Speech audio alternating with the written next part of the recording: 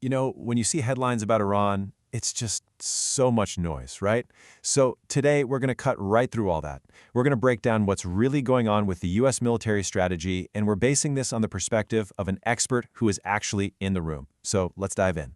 Okay, so this whole thing really kicked off with a high-profile resignation. A senior counterterrorism official, Joe Kint, he steps down and claims Iran was not an imminent threat. And boom, that one statement just created this massive political firestorm. Suddenly, the entire debate boiled down to this one single question. Was the threat imminent? But here's the thing. For military planners, guys like retired Rear Admiral Mark Montgomery, that whole question, it just completely missed the point. He argues that imminent is totally the wrong word to use. Why? Because the real issue, he says, is that Iran has been an ongoing, persistent threat. And that one little shift in wording, it reframes the entire conversation. We're not talking about a single moment anymore. We're talking about a long pattern of aggression. Right, so what Montgomery is saying is this isn't about some brand new piece of intel that just dropped. No, this is about a 47-year history of hostile actions. So if you really want to get a handle on the strategy, you've got to first understand the nature of this long-standing threat. And look, this isn't just some vague idea. Montgomery points to very real, very concrete examples of this aggression. He's talking about Iran's proxy forces all over the region. You know, the Houthis in Yemen, Hezbollah in Lebanon, the militias in Syria and Iraq that are backed by the IRGC, Iran's Islamic Revolutionary Guard Corps. Think of these groups as the tools of Iran's foreign policy. Okay, so if that's the threat, then what's the response? Well, it's definitely not random. Montgomery lays out this really clear six-pronged strategy, the ways and means, as he puts it, that the U.S. and its Israeli partners have been running. So let's break it down. All right, here are the 6 major lines of effort. First up, you take out their ability to defend their own airspace. That's step 1. Second, you go after the leadership of the IRGC, the Revolutionary Guard. Then you start to systematically dismantle their ability to build new weapons. We're talking ballistic missiles, drones, and naval ships. And finally, of course, you degrade their nuclear program. The key thing to get here is that this isn't just about hitting stuff they already have, it's about crippling their ability to build more in the future. And you know what? This strategy is already getting results. That first step, suppressing enemy air defenses, which you could argue is the most crucial one, well, that's considered done. It's finished. And that is huge because it opens up the skies for the other 5 parts of the plan. So let's take a look at just how effective those have been. So let's talk about their ballistic missiles for a second. The strikes weren't just about blowing up the missiles they already had in stock. No, the really crucial point here is that they targeted the production capability itself. And what does that mean? It means their whole program is set back 5 to 6 years, and that's assuming they don't get any outside help. That is just a massive blow to their ability to rearm. And when you look across the board, the long-term impact is pretty staggering. Their naval shipbuilding program, that's set back 7 years. Ballistic missiles, like we just said, 5 to 6 years. And even their drone production, that's been knocked back 2 to 3 years. What all this does is create a really critical window of opportunity. But a window for what exactly? What is the real goal here? What's the strategic end state? I think a lot of people just assume it's regime change, right? But Montgomery argues the practical goal is actually something very different and, frankly, a lot more achievable. And this is the key distinction right here. While, sure, Israel might aspirationally hope for full-on regime change, the practical U.S. military objective is to change the regime's behavior by dismantling its capabilities. It's a simple idea, really. If you take away their weapons, you change what they're actually able to do.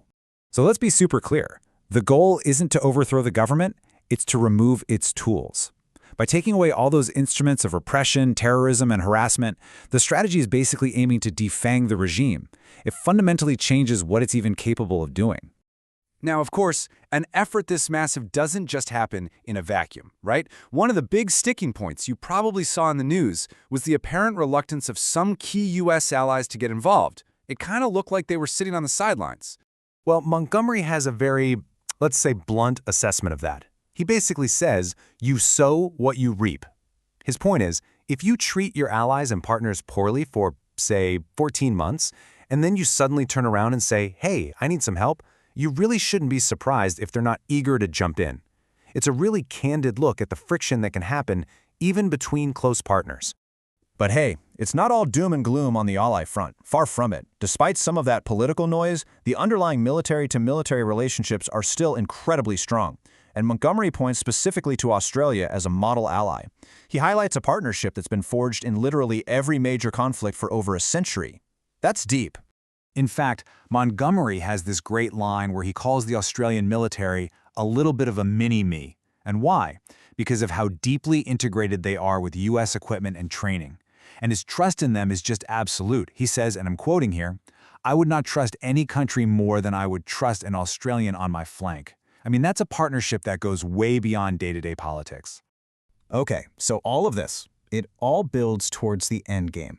Once Iran's offensive capabilities are degraded, the final phase of the strategy kicks in, and it focuses on securing one of the most critical waterways on the entire planet, the Strait of Hormuz. So here's the path to get there.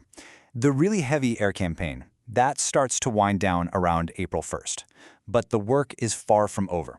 The focus then shifts to degrading Iran's coastal threats. We're talking their smaller missiles, their sea drones, their mines. The whole goal is to pave the way for a persistent security presence that can guarantee freedom of navigation for everyone. And to create that kind of presence, you need specific tools for the job. Montgomery lays it all out. You need constant overhead surveillance, eyes in the sky 24/7. You need airborne fighter patrols for any air threats. You need armed helicopters to deal with those small, fast attack craft. And you need a fleet of 10 to 14 of those advanced Aegis destroyers. Those are the ships built specifically to defend against missiles, to escort commercial ships through the strait. Now, the objective here isn't to eliminate every single possible threat down to zero. I mean, that's just impossible.